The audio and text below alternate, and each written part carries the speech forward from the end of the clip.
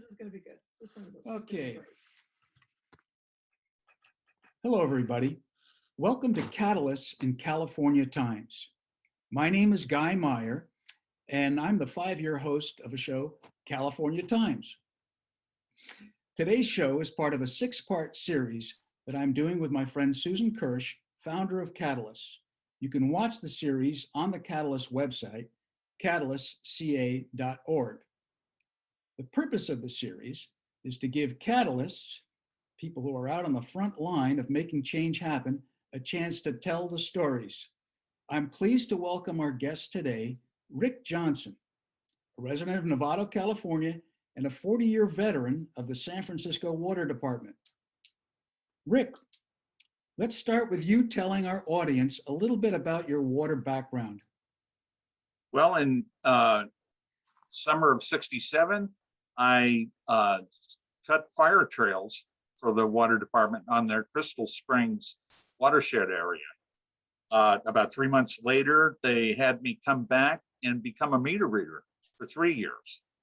And after the 3 years, I was able to become a journeyman plumber and come out as a water service inspector. And the water service inspectors handle everything from taste and odor complaints to poor supply complaints to high bill complaints. And it's a lot of customer one-on-one. We were the face of the water department to the customer. After 9 years, I became a senior water inspector and had 10 inspectors under me. We had the Fillmore and Mission and Hunters Point areas for my territory. And finally, during the senior inspector time, I was put in charge of a I call the e-ticket project called revenue recovery.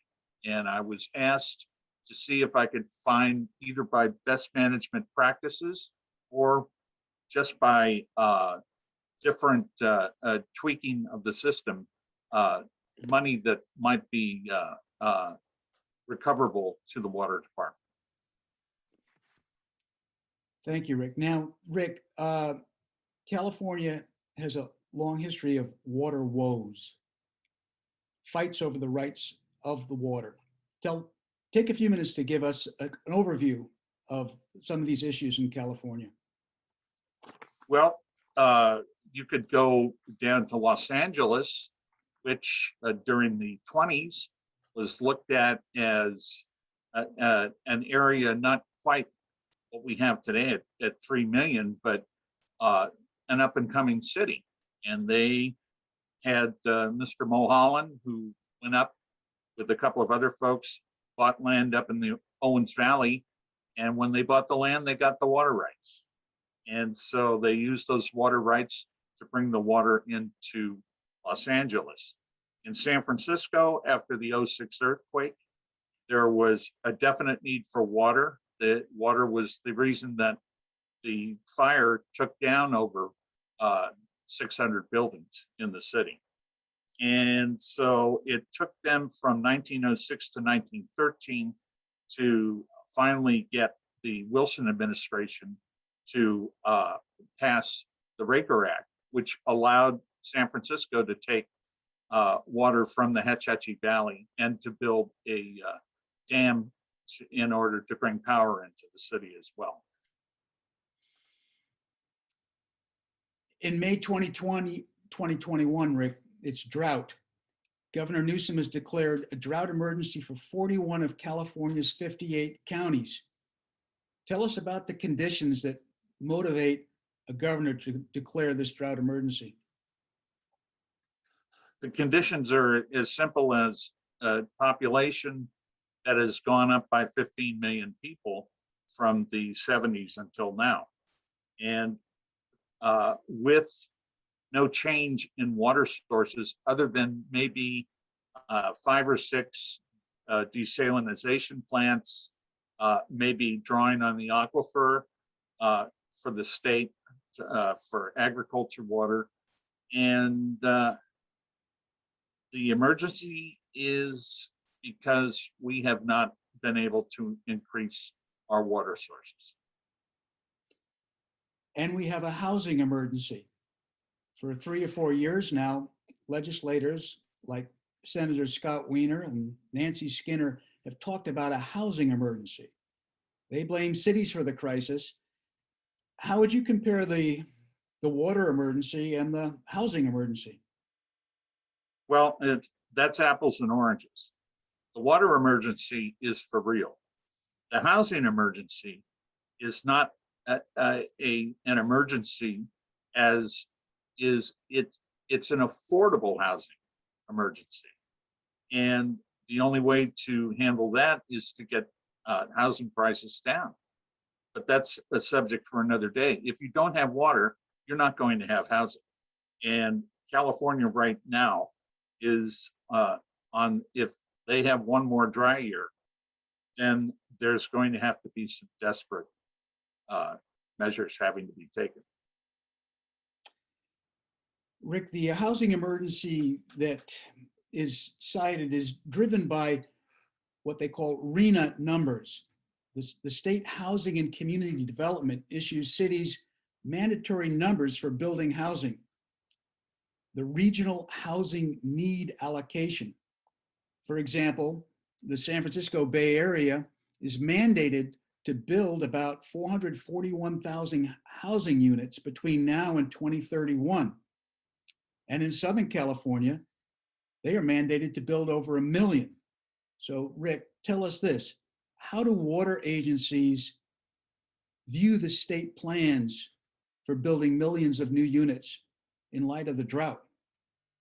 I believe a lot of them are looking at those plans and saying, we better get different sources of water in here to augment whatever may come down the pike with regard to housing. The State Water Resources Board and the state legislature have not gotten together and gotten, on the one hand, water, and on the other hand, housing. And they need to come together and flesh out some sort of plan, including just putting a temporary halt on new water connections. Rick, that seems like a very obvious, but it's certainly not a step they want to take. Tell me, what more do you think that this moratorium is something that is necessary now? Absolutely, right now. Just put a moratorium on connections, and on top of it, each water department should take a look at what it can and cannot do with regards to supplying extra water connections. We've lost population this past year, and we've been declining the last 5 years too. The modeling of the RHNA numbers, do you feel it's something that, what do you see there? Well, I think the RHNA numbers are artificial. I think they are somebody's computer model of what's going to happen with jobs and transportation, and what the future will be with regards to agriculture versus urban. So let's talk some options, Rick. The legislators don't seem to either care or understand where water is going to come from. What you've mentioned the moratorium. What else do you see as some of the options that the state needs to look at? Well, the Assembly and the Senate need to look at the Water Resources Board plan through the year 2100. And that plan calls for the building of desalinization plants. It calls for agriculture water being flipped over to urban as urban builds onto ag land. It calls for water blending, which is taking tertiary treated wastewater and blending it in with the potable water. And it's, I believe that the Assembly and the Senate are, have no idea of what's going on with the State Water Resources Board. It seems like we're dealing with the times of climate, Mother Nature coming up against the desires of our legislatures and government. All right, Rick, getting back into the options, you clearly described the issue of a moratorium, the necessity of a moratorium. Now, can you tell me a little more about the buying and selling of water? Well, as if the drought continues, there will be, I'm almost positive on the buying and selling of water as far as each water agreement is concerned. And they can be put up to be renegotiated if there is a water emergency. And if we go through another year, there will be quite a few areas where those agreements will be up. And for instance, in Nevada's, with Nevada, we have 75% of our water coming in from Lake Sonoma, and that contract has been renegotiated so far to include a 6% water charge increase for 6 years. And that could be like that contract, other contracts could be renegotiated. Let's get into water blending then, Rick. Explain what water blending is. Water blending is taking your wastewater and treating it 3 times. Now, for instance, you treat it 3 times, and then in the case of Orange County water, you put it back into the aquifer. Then you withdraw it and you treat it a 4th time, and then you blend it in with the potable water. And this could be done, for instance, Nevada again has a pipeline that they use their tertiary treated water for watering golf courses and highway medians. And it wouldn't be a stretch to take this pipeline and then run it into Stafford Lake and use that water to refill the lake rather than using Russian River water. So, for a lot of people that have never heard this term, they might say toilet to tap. Well, that's other people that if you talk to in the industry say that after all water is recyclable. If you talk to somebody in the water reuse industry, they will tell you that. And are there other issues in terms of the reliability or the safety of the water? Tell me. Well, that water, if you're going to water blend, the water coming from the wastewater plant has got to be tested just like the normal potable drinking water. And it has to go through the same standards before it's mixed. If there's a slippage on the wastewater side, they're not going to blend. I've heard of the acronym PFAS. What is that? What's the implication there? Well, that has come up recently in a water test that was performed by Consumer Reports, and it involved a town that was near a Drought chemical plant in West Virginia. And what happened was the chemicals being produced are called forever chemicals, or PFAS chemicals. When they get into the water, it is very tough to treat the water to get them out. And what they've found lately is that those chemicals can cause different colon cancer and testicular cancer as well as affecting minor children who might not, if they're inoculated for something, the inoculation will not take. Desal, what are the pros and cons with the desal process? Well, desal is, if you want a cost, it's going to cost you $100 million to build this is the latest plant that's come online in Antioch. They get $6 million, $6 million gallons a day from this plant. It cost $100 million to build it. And the city of Antioch had to get different grants and money from the state to get it built. The largest desal plant is in San Diego, which is 50 million gallons a day, and it cost $1 billion to build.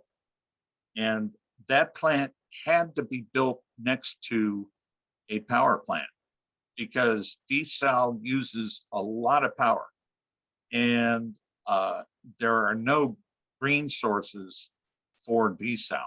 You would not be able to get enough power from windmills or other green types of power. What do you see locally in Marin County with the MMWD? Well, MMWD, I'll compare it to North Marin Water. North Marin Water, because it imports 75% of its water, has had to install what's called an AMI system for meter reading, or advanced meter infrastructure. And what it does is it has like PG&E, it sends the meter read to a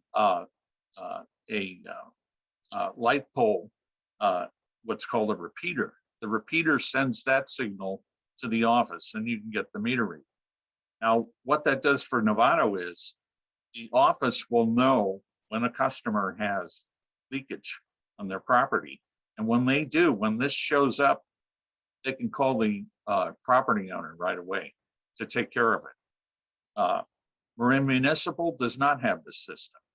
And Marin Municipal has close to 60,000 meter connections. And when those connections are looked at maybe at best once a month, so that if I looked at it as a meter reader and then I went off, it might be 30 days until some sort of leakage that happens after that is taken care of. So you have a lot of leakage that's not going to be taken care of. So Marin Municipal, if they could get the money, and it would cost them about 20 million, they would they should end up getting a AMI system. Rick, I'm going to get back one more time to the whole issue of housing and water. And we're dealing with these streamlining mandates for local communities to comply with housing. What's the conflict? What do you see? What are we losing with this? Well, again, housing, I'd say if you had if I'm the utility and I have to bring extra water or power or sewer online, I'm going to have to look at what I'm able to do right now and compare it and say, okay, in Marin County's case, 14,000 more units of housing by 2030. Can I do that or not? Well, I can't do it right now because we're in the middle of a drought. And you almost have to say to yourself, when I look at water, I want to look at water for the current ratepayer rather than a future ratepayer. That brings up the issue of a previous precedent. That are you familiar with the court decisions of Swanson versus Marin MMWD. Is that ring a bell or? Well, as far as I remember, it allowed the utility to cancel during a drought, to cancel meter connections. So there's precedent there. So I don't know if there has been any other activity since then. So many different areas where we could explore this. Let's close again with checking in with what viewers, their options again. Tell me what you, Rick, right now, as you look at this, and how would you suggest to the viewers that they might respond or get engaged with this discussion and make a difference? Well, they have to become involved, become engaged, get in. If you have a neighborhood association, find out what the association is about, get into groups like Catalyst, learn what's going on in the legislature and the Senate. Because if you don't know anything about what's going down, then it's kind of sad. And to become, I hate to use this expression, woke, you should try and find out what's going on. Rick, thank you very much. And I think we've covered some good ground here in this discussion. Thank you for joining me. All right. Thank you for having me.